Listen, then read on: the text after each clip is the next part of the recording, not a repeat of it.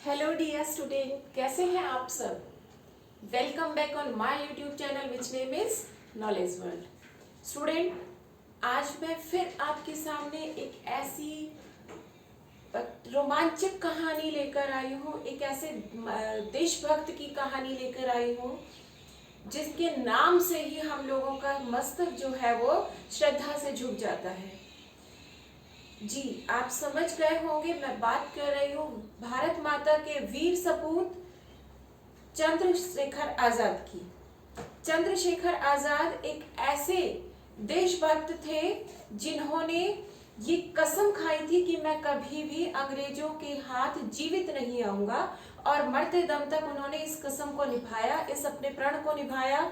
और जब उन्हें ये लगने लगा अंत में कि भाई अब तो अंग्रेज मुझे पकड़ ही लेंगे, तो वो उन्होंने एक गोली जो वो हमेशा अपने नाम की अपनी पॉकेट में रखते थे कि कभी अगर इमरजेंसी हुई और अंग्रेज मुझे पकड़ने वाले होंगे तो मैं इस गोली से खुद को ही खत्म कर लूंगा। और अंत में हुआ भी यही कि उस चंद्रशेखर आजाद ने वो अंतिम जो समय जब उन्हें लगा कि आप मुझे पकड़ने वाले हैं, तो अपनी पॉकेट से वो अपने नाम की गोली निकाली और उस गोली से उन्होंने खुद को ही शूट कर लिया। इतनी देशभक्ति, इतनी अंग्रेजों के प्रति नफरत उनके मन में थी कि उन्होंने अंग्रेजों को मतलब इतना वो कर दिया था कि अंग्रेज उनसे खौफ खाते थे, डरते थे। यहाँ तक कि जब खुद चंद्रशेखर आजाद खुद को गोली मार चुके थे और उसके बाद कहते हैं कि जब चंद्रशेखर आजाद काफी देर वहां पड़े रहे लहूलुहान हालत में और उनकी अंतिम जो सांसें थी वो समाप्त हो चुकी थी, वो वीर गति को प्राप्त हो चुके थे, लेकिन तब तक कोई भी अंग्रेज जो है वो उनके पास जाने की हिम्मत नहीं कर पाया था। इतना डर जो था वो अंग्रेजों में चंद्रशेखर आजाद के प्रति था। और ये जो वीरता थी, देशभक्ति थी, ये उनमें बचपन से भरी हुई थी। बचपन से ही वो इतने निडर, इतने साहसी और इतने वीर थे। आज जो हम चैप्टर पढ़ेंगे उसमें उनकी एक छोटी सी बचपन की घटना है कि किस तरीके से मजिस्ट्रेट के सामने बड़ी निडरता से उन्होंने प्रश्नों का उत्तर दिया, और प्रश्नों का उत्तर भी ऐसा कि मजिस्ट्रेट के भी जो है होश उड़ गए थे कि एक छोटा सा बच्चा और इस तरह के निडरता पूर्वक उसके उत्तर। तो जो मजिस्ट्रेट था उन्होंने लेकिन बच्चा समझकर उन्हें ये कहा कि कोई बात नहीं, इसकी गलती है, इसे थोड़े कोड़े वगैरह लगाकर तुम छोड़ दो। लेकिन बात यही खत्म नहीं होती है। चंद्रशेखर आजाद हर जो कोड़ा उन्हें पड़ता, जो बेत होती थी ना, वो जो हंटर टाइप होता था, और उसकी जब लगती थी तो बड़ी स्किन जो होती है वो स्किन तक निकल जाती थी, इतनी जोरों की पिटाई होती थी उस हंटर से। तो जब चंद्रशेखर आजाद को वो बेतें पड़ रही थी, वो कोड़े पड़ रहे थे, तब भी वो ना डरे ना घबराए, बल्कि हर एक वार के साथ उनके मुंह से भारत माता की जय, गांधी जी की जय, ये स्वर घोष उनके मुंह से निकल रहा था। तो चलिए शुरू करते हैं ये चैप्टर जिसका नाम है चंद्रशेखर आजाद। प्रस्तुत पाठ का संबंध भारत माता के एक ऐसे सच्चे सपूत की जीवनी से है जिन्होंने अंग्रेजों की नाक में दम कर रखा था। नाक में दम करना एक मुहावरा है और इसका अर्थ होता है बहुत परेशान कर देना। लाख यत्न करने पर भी अंग्रेजी हुकूमत उन्हें जिंदा नहीं पकड़ पाई थी। वे महान सपूत थे चंद्रशेखर आजाद। आप सब ने चंद्रशेखर का नाम सुना होगा। चंद्रशेखर आजाद को कौन नहीं जानता है। वे भारत माता की स्वतंत्रता के लिए मौत को गले लगाने वाले सेनानी थे।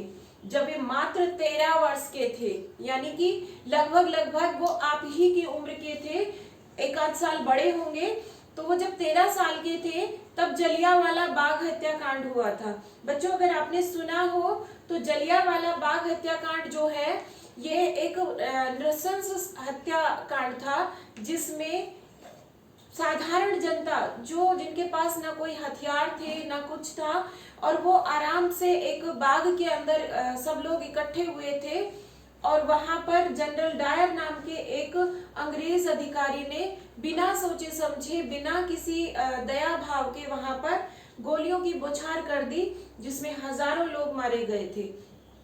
तो उसी जब ये 13 साल के थे तब वो हत्याकांड हुआ था।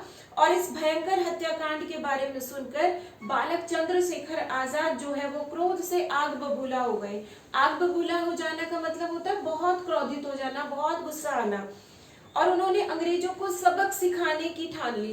उन्होंने ये डिसाइड कर लिया कि अंग्रेजों को मैं सबक सिखाऊंगा, इन्हें इस किए की सजा उनको देकर रहूंगा। उन्हीं दिनों ब्रिटिश युवराज जो ब्रिटिश की महारानी थी, उनका पुत्र वो भारत आने वाला था और उसका नाम क्या था, एडवर्ड। काशी आने का भी उनका कार्यक्रम था, मतलब एडवर्ड को काशी में भी आना था। कांग्रेस ने तय किया कि उनका बहिष्कार करेंगे। बहिष्कार का मतलब होता है कि उनके किसी भी प्रोग्राम में हम भाग नहीं लेंगे। जब इस संबंध में गांधी जी ने आंदोलन छेड़ा और उस आंदोलन में चंद्रशेखर आजाद भी कूद पड़े मतलब भाग लिया, उन्होंने भी उसमें अपनी भागीदारी निभाई। यद्यपि वे अभी बालक ही थे, फिर भी पुलिस ने उन्हें गिरफ्तार कर लिया। चंद्रशेखर आजाद छोटे ही तो थे, 13 साल के, लेकिन फिर भी पुलिस ने उन्हें गिरफ्तार कर लिया। कचहरी में मजिस्ट्रेट ने पूछा कि तुम्हारा नाम क्या है, तो उन्होंने अकड़ कर उत्तर दिया, आजाद। अब देखिए छोटा बच्चा तो डर जाता है ना कि भाई तुम तो पकड़े गए, लेकिन आजाद बिल्कुल भी नहीं डरे, बल्कि निडरता के साथ और अकड़ कर उन्होंने उत्तर दिया कि मेरा नाम आजाद है। तुम्हारे बाप का क्या नाम है? मजिस्ट्रेट ने फिर क्वेश्चन किया, तो अकड़ कर फिर उन्होंने उत्तर दिया कि स्वाधीनता। स्वाधीनता का मतलब होता है आजादी। तो उन्होंने कहा मेरे पिता का नाम आजादी है। तुम्हारा घर कहाँ है? अब मजिस्ट्रेट ने फिर अगला क्वेश्चन पूछा कि तुम्हारा घर कहाँ है, तो उनका उत्तर था मेरा घर जेल खाना है, कि भाई मेरा घर तो जेल है। मजिस्ट्रेट ने आज्ञा दी इसे ले जाओ और 15 बेत लगाकर छोड़ दो। अभी बताया ना मैंने, हंटर टाइप जो होता है वो, कि उनके 15 इन्हें स्टिक लगाए, ये कह सकते हैं हम।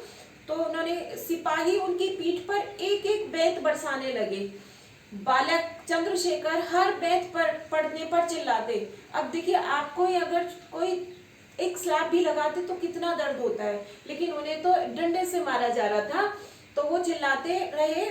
फिर भी वो चिल्लाते रहे महात्मा गांधी की जय। आजाद तब तक नारे लगाते रहे जब तक कि वे बेहोश होकर गिर नहीं पड़े। इस घटना के बाद से ही चंद्रशेखर आजाद के नाम से विख्यात हो गए। वे नाम तो क्या था, चंद्रशेखर, लेकिन वहां पर मजिस्ट्रेट के सामने उन्होंने अपना नाम क्या बताया, आजाद, और तब से ही फिर वो आजाद के नाम से ही प्रसिद्ध हो गए। विख्यात का मतलब होता है प्रसिद्ध हो जाना या मशहूर हो जाना, या इंग्लिश में बोले तो फेमस हो जाना। उन्हीं दिनों भारत के कुछ क्रांतिकारी अपना एक संगठन बना रहे थे। क्रांतिकारी जितने भी फ्रीडम फाइटर्स थे वो, चंद्रशेखर आजाद भी उनके दल में शामिल हो गए। इस क्रांतिकारी दल के सामने बड़ी समस्या यह थी कि संगठन के लिए पैसे कहां से लाएं, कि भाई संगठन तो बन गया, लोग इकट्ठे हो गए, लेकिन कोई भी संगठन जो होता है बच्चों पैसों के बिना नहीं चल सकता, उसमें पैसे लगाने होते हैं। पैसे के लिए भाई हथियार खरीदने होंगे, ठीक है, उन लोगों को ट्रेनिंग देनी होगी, तो इन सब के लिए उन्हें पैसे की जरूरत थी। लेकिन समस्या थी कि पैसे मिले कहां से। सन 1925 की बात है।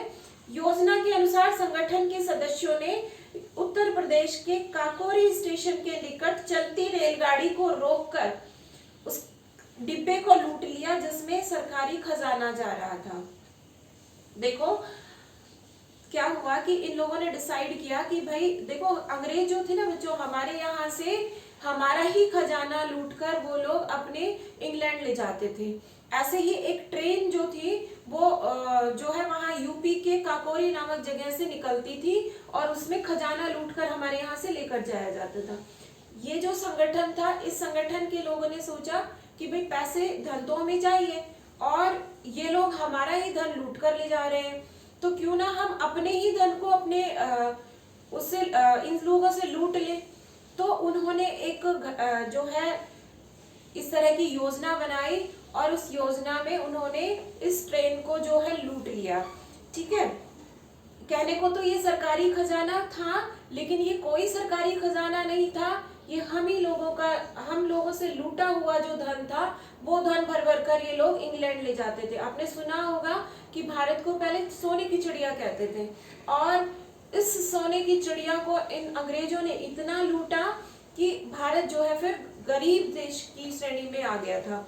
तो इतिहास में इस घटना को देखो काकोरी कांड कहा जाता है। कांड तो कोई जो बुरी बुरी घटना होती है ना, उसको कहा जाता है। हम लोग इसे काकोरी कांड ना कहकर अगर काकोरी घटना कहें तो ज्यादा अच्छा रहेगा, क्योंकि उन्होंने ऐसा कोई बुरा काम नहीं किया था। भाई हमारा धन था, हम ही लोगों से लूट कर वो लोग लेकर जा रहे थे, उनसे छीना, तो इसे काकोरी कांड कहना गलत होगा। ठीक है। इस घटना के एकदम बाद ब्रिटिश सरकार ने क्रांतिकारियों को गिरफ्तार करना शुरू कर दिया। अब जब अंग्रेजों को पता चला कि भाई हमारा जो खजाना जो है वो लुट गया है और इन लोगों ने लूटा है, तो फिर उन लोगों को गिरफ्तार करना शुरू कर दिया। लेकिन वह आजाद को गिरफ्तार नहीं कर पाए। बहुत सारे लोग पकड़े गए, उनको सजा भी हुई, किसी को फांसी दे दी, किसी को काले पानी की सजा दी गई। लेकिन एक व्यक्ति जो उनसे नहीं पकड़ा गया वो थे चंद्रशेखर आजाद। उन्हें पकड़ने के लिए सरकार की ओर से एक बड़ा इनाम घोषित किया गया। उनके लिए इनाम रख दिया गया कि भाई जो कोई भी हमें चंद्रशेखर आजाद का पता बताएगा उसको हम इनाम देंगे। अब आपको पता होगा कि लालची होते हैं लोग, है ना, किसी के मन में लालच आएगा और भाई कोई ना कोई तो हमें पता बता ही देगा, ये सोचकर उनके ऊपर इनाम रख दिया गया। और हुआ भी ऐसा ही। भारत में अगर वीर लोगों की गाथाएं भरी पड़ी हैं, तो कुछ ऐसे गद्दार भी हुए हैं जिनकी वजह से ऐसे वीर सपूतों को अपना जीवन बलिदान करना पड़ा। आजाद ने भी ठान ली थी कि जब तक वे जिंदा है तब तक तो उन्हें कोई नहीं पकड़ पाएगा। आजाद ने खुद से ही प्रॉमिस कर लिया, ये निश्चय कर लिया कि भाई मैं जब तक जिंदा रहूंगा मुझे अंग्रेज पकड़ नहीं पाएंगे। बात 27 फरवरी 1931 की है। 27 फरवरी 1931 की बात है। दिन के 10 बज रहे थे। आजाद जो है वो इलाहाबाद एक जगह है, वहां पर अल्फ्रेड पार्क है। उस अल्फ्रेड पार्क में अपने फ्रेंड के साथ बैठे हुए थे, अपने एक साथी के साथ बैठे थे। इतने में ही 2 पुलिस अधिकारी वहां आ गए। वो पुलिस अधिकारी भी कौन थे? देखिए भारतीय तो थे भाई। अंग्रेज जो थे उन्होंने भारतीय लोगों को ही अपनी सेना में भर्ती कर रखा था। तो वहां पर 2 पुलिस अधिकारी आ गए। उनमें से एक आजाद को जानता था, क्योंकि यहीं के रहने वाले भारत के लोग थे तो आजाद को जानते थे। उनमें से एक जना जानता था। उसने तुरंत इस बात की सूचना पुलिस अधिकारी नोट बावर को दे दी। नोट बावर नाम का एक अंग्रेज अधिकारी था। वो पुलिस वाला वहां जाता है और कहता है कि ऐसे ऐसे अल्फ्रेड पार्क में आजाद जो है वो अपने साथी के साथ बैठा है। नोट बावर खबर पाते ही अपने कुछ साथी सिपाहियों के साथ अल्फ्रेड पार्क में पहुंच जाता है। उसने आजाद से कुछ दूरी पर अपनी जीप रोक दी, क्योंकि मैंने बताया ना बड़ा खौफ था, बड़ा डर था अंग्रेजों को आजाद से, क्योंकि आजाद जो है वो एक बहुत ही निडर और साहसी देशभक्त था। तो ये अंग्रेज जो है वो डरते थे उनसे, इसलिए उन्होंने दूर ही अपनी जीप रोक दी। पुलिस की जीप को देखकर आजाद का साथी तो भाग गया। इन्होंने अपने साथी को तो वहां से भगा दिया कि भाई तुम तो जाओ और मैं जैसे तैसे इन लोगों को यहाँ चकमा देकर मैं भी आ जाता हूँ, लेकिन अभी तुम निकल जाओ। तो अब वो साथी तो चला गया, लेकिन ये वहीं पर रुक गए। पूरे 1 घंटे तक पुलिस दल और आजाद के बीच गोलियां चलती रही। वहां पर जो अंग्रेज थे वो कई जने थे, पूरी जीप भरकर आई थी। इधर आजाद अकेले थे, लेकिन फिर भी दोनों साइड से जो है गोलियां बराबर चलती रही। अब आजाद के पास गोलियां खत्म होने लगी थी। उन्हें लगा कि भाई अब मेरा तो गोलियां जो है वो खत्म होने लगी है। अब उन्होंने क्या किया, मैंने बताया था आपको कि आजाद एक गोली अपनी जेब में अपने नाम की रखते थे हमेशा, कि कभी जरूरत पड़ी तो मैं इस गोली से खुद ही को शूट कर लूंगा। और उन्होंने वही किया। उस अंतिम गोली को उन्होंने खुद ही को मार लिया। इस प्रकार उन्होंने अपनी यह प्रतिज्ञा अंत तक निभाई कि वे कभी जिंदा नहीं पकड़े जाएंगे। चंद्रशेखर आजाद इलाहाबाद में जिस स्थान पर शहीद हुए, जिस अल्फ्रेड पार्क में वो शहीद हुए, वहां पर उनकी प्रतिमा बनाई गई है। प्रतिमा कहीं मूर्ति बनाई गई है। ठीक है। आज भी वहां जाने वाला हर भारतीय उस महान देशभक्त को श्रद्धा सुमन अर्पित करते हैं। श्रद्धा का मतलब होता है आदर पूर्वक, और सुमन का मतलब होता है फूल। तो जब भी हम कहीं किसी देशभक्त की अगर हमें कोई मूर्ति नजर आती है, कोई प्रतिमा नजर आती है, तो हम लोगों का ये दायित्व बनता है बच्चों कि हम अपना सिर जो है वो वहां श्रद्धा पूर्वक नमन करें, उन श्रद्धा पूर्वक अपने सर को झुकाए, क्योंकि ये वो देशभक्त थे, ये वो शहीद लोग थे जिन्होंने हंसते हंसते अपने प्राणों का बलिदान कर दिया और उसी की बदौलत आज हम और आप सब खुली हवा में सांस ले रहे। तो ये था हमारा आज का चैप्टर। अब देखिए इसके कुछ शब्दार्थ हैं। पहला है आग बबूला होना। आग बबूला होना एक मुहावरा है जिसका अर्थ होता है खूब गुस्सा होना। फिर है बहिष्कार करना। बहिष्कार का मतलब होता है किसी चीज को अवॉइड कर देना, उसमें भाग नहीं लेना। फिर है कूद पड़ना। कूद पड़ना ऐसा नहीं कि दीवार पर चढ़े और कूद पड़े। कूद पड़ना का मतलब है किसी उसमें भाग नहीं लेना, शामिल नहीं होना। ठीक है। फिर है शामिल होना, भाग लेना किसी चीज में, कूद पड़ना। फिर है विख्यात। विख्यात का अर्थ होता है मशहूर या कहीं प्रसिद्ध। उसके बाद है ठान लेना, दृढ़ निश्चय कर लेना या कहीं सोच लेना। फिर है प्रतिमा। प्रतिमा का अर्थ होता है मूर्ति। श्रद्धा। श्रद्धा एक भाव होता है, भाववाचक संज्ञा है ये, आदर का भाव हम कह सकते हैं। और सुमन। सुमन का मतलब फूल, फ्लावर्स जो होते हैं वो फूल शब्द का पर्यायवाची हो गया सुमन। तो ये थे इस चैप्टर के कुछ शब्दार्थ। अब देखिए इसके मौखिक प्रश्न उत्तर भी देख लेते हैं। 3 ही छोटे छोटे प्रश्न हैं। पहला है ब्रिटिश युवराज का नाम क्या था। जो ब्रिटिश युवराज था ना उसका नाम पूछा गया है कि ब्रिटिश युवराज का नाम क्या था। तो मैं सिर्फ आंसर लिख रही हूँ, प्रश्न आप खुद लिखेंगे। ठीक है। यहाँ पर हो जाएगा, उसका नाम था एडवर्ड। क्या नाम था? एडवर्ड। तो आपको आंसर लिखना है एडवर्ड। कौन था ये जो ब्रिटिश महारानी थी उसका पुत्र था युवराज। जो राजा का पुत्र होता है, रानी का पुत्र होता है, वो युवराज कहलाता है। तो उसका नाम हो गया एडवर्ड। अब है मजिस्ट्रेट के पूछने पर बालक चंद्रशेखर ने अपना नाम क्या बताया। तो बालक चंद्रशेखर ने अपना नाम बताया था आजाद, और अपने पिता का नाम क्या बताया था? स्वाधीनता। और अपना घर कहाँ बताया था? घर का पता जेल खाना। Yes, very good. चलिए अब है चंद्रशेखर आजाद की मृत्यु कब हुई। तो अभी बताया था 27 फरवरी 1931 को वो एक अल्फ्रेड पार्क जो था वहां बैठे हुए थे और वहीं पर अंग्रेजों के साथ हुई उस गोलाबारी में उनकी जो है अपने आप को वो फिर लास्ट में गोली मार लेते हैं। तो ये आंसर हो जाएगा हमारा 27 फरवरी 1931। 27 फरवरी 1931 की ये बात है जिस दिन चंद्रशेखर आजाद की मुठभेड़ होती है अंग्रेजों के साथ और अंत में फिर वो स्वयं को वहीं पर गोली मारकर अपनी जो है ये लीला वहीं पर समाप्त करते हैं। तो ये था हमारा आज का चैप्टर। उम्मीद करती हूँ सभी को चैप्टर बहुत अच्छा भी लगा होगा और समझ में भी आया होगा। ऐसी जो वीरता भरी गाथाएं हैं ये आप लोगों को पढ़नी चाहिए ताकि हमारे अंदर अपने देश के प्रति प्रेम की भावना उत्पन्न हो और जो वीर शहीद जिन्होंने हमारे देश को स्वतंत्र कराने के लिए अपना बलिदान दिया उनके प्रति हमारे मन में क्या हो? आदर का भाव हो। तो कैसा लगा आपको आज का चैप्टर? लाइक करके जरूर बताइए। ठीक है स्टूडेंट्स, आज की क्लास में इतना ही। मिलते हैं नेक्स्ट वीडियो में, तब तक के लिए बाय बाय।